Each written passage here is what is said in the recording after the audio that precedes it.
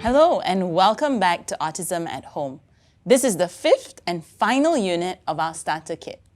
In the first unit, we looked at key strategies to teaching a child with autism. In the second unit, we learned how to manage challenging behaviors. Then, in the third unit, we talked about how to set your home up. And fourthly was an introduction to teaching cooperation. Now, in today's unit, we will be talking about an introduction to speech, language, and communication. Now, firstly, speech, language, and communication all sound similar, but are actually different. Speech is a form of communication, verbal communication to be more accurate. It's the words we make from our mouths using sounds. Not everybody on the autism spectrum has speech. Language is also a form of communication. We can use speech for language, but it's not always necessary. For example, English, Malay, and Chinese are all languages using speech. Sign language is also a language, but it does not require speech. Language includes component skills of nouns, verbs, adjectives, prepositions, etc. On top of that, language has a receptive and expressive part.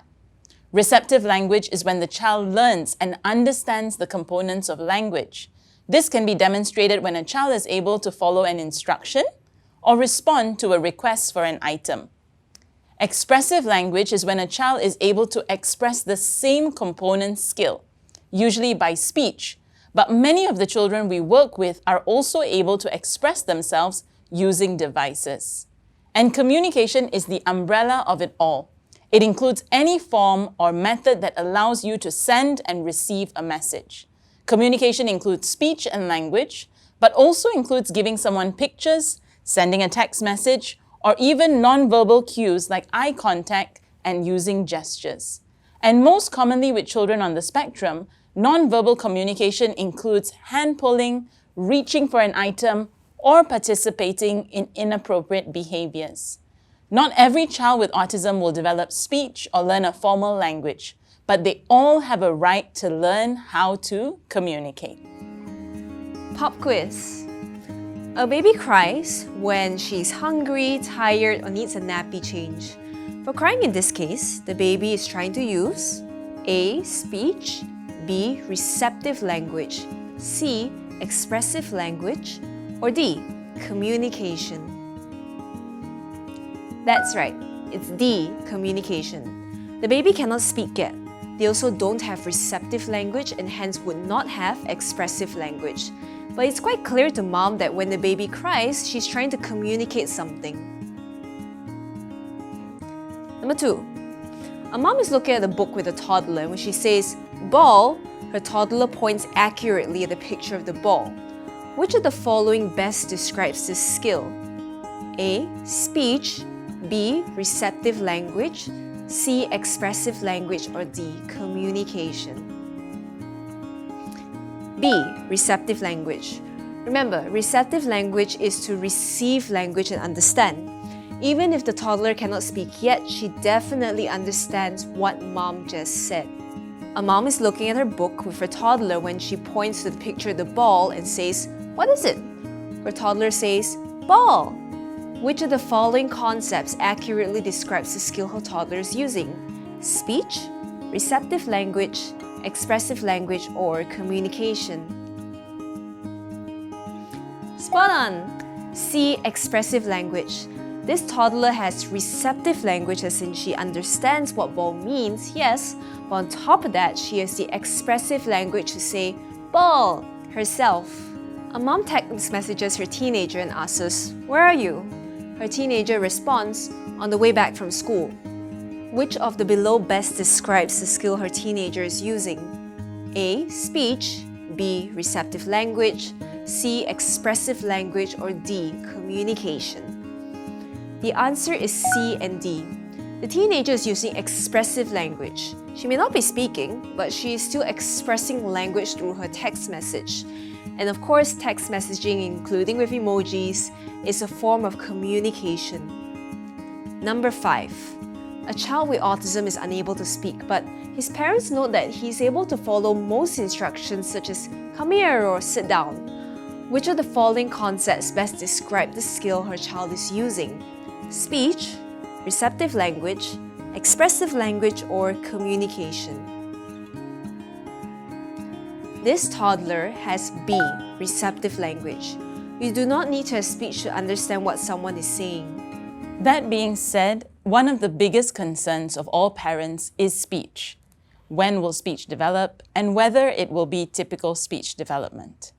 Right from the start of this unit, we would strongly recommend for all parents to monitor your child's developmental milestones. At EAP, we refer to the Center for Disease Control, or CDC's Milestone Tracker app.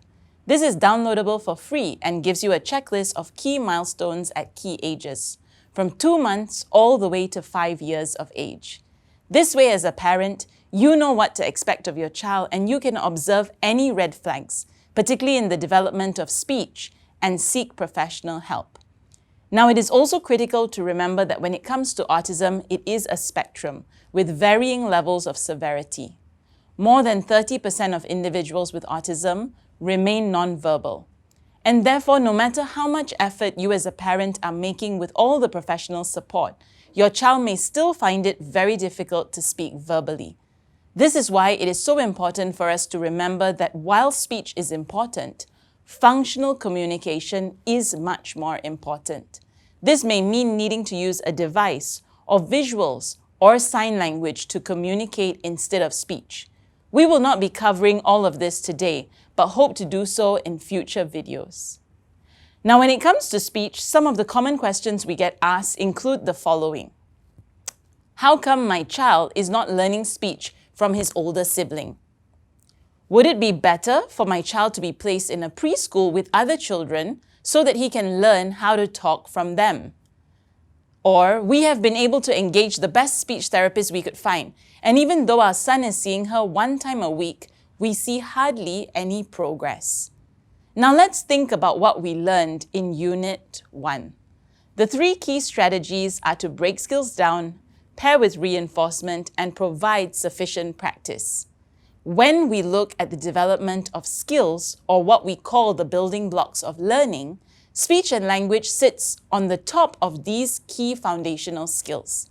When it comes to speech specifically, a child needs to be able to hear, which is why anytime a child does not speak, a hearing test is recommended firstly. But not only is it hearing, but actually attending to what is being said.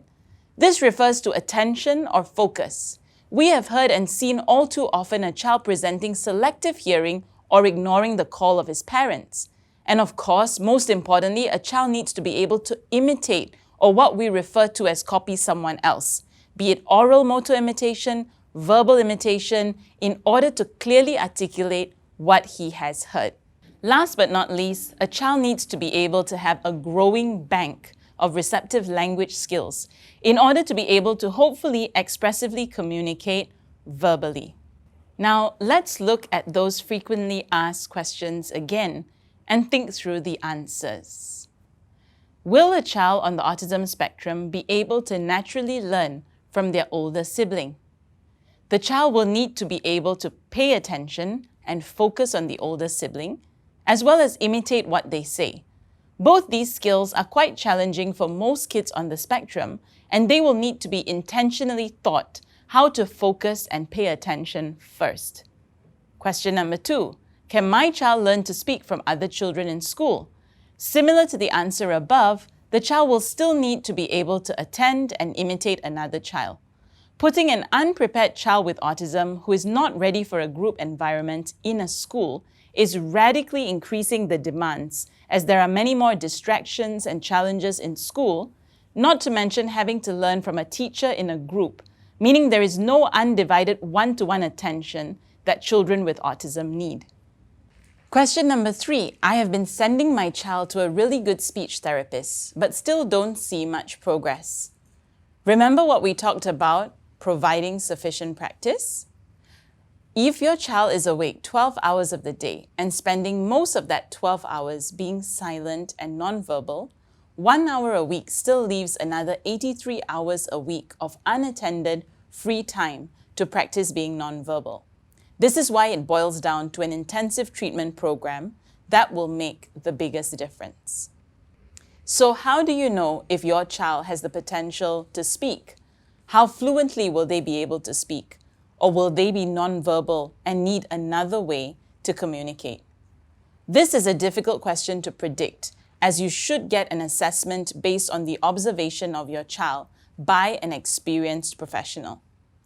Generally, if a young child can speak in single words, but only a few, and they use non-verbal gestures like hand pulling and reaching for an item to communicate, they may need to work on expanding the number of single words they use. If a young child can already speak more than 100 single words, they may have the potential to start to speak in phrases or longer. But if a child is already beyond 6 years old and above and cannot make more than sounds, not even single words, they are more likely to be nonverbal and need another way to communicate effectively. Now it's your turn. Let's look at this list again. Where is your child at? Can they say a lot of single words already and need to bump up to speaking in phrases? Or perhaps they are not even at single words or sounds yet and need to strengthen their cooperation, imitation, and attention first. Now also, do remember very, very importantly, as parents and teachers, it is tempting to try to focus on multiple language targets at the same time. For example, trying to teach your child to say words expressively, expand their vocabulary, and also use longer sentences all at the same time.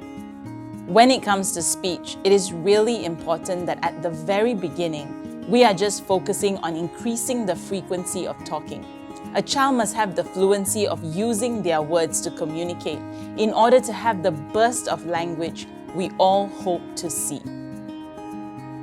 Now that I have explained some key introductory points and also hopefully answered some of the questions that may be on your mind, in the next lessons we will look at 5 simple strategies that you can start implementing immediately at home to kick off encouraging speech. See you soon.